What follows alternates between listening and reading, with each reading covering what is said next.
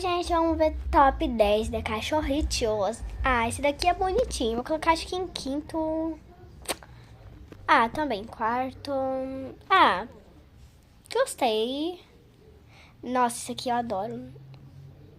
Ah, não sei. Acho que eu vou colocar em sétimo, que vai que vem o melhor. Ah, tá bom, né? Ah, tá. Vai. Ah, esse daqui é bonitinho.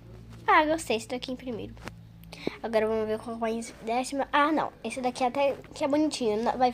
Não vai ter décima. E foi isso, gente. Top.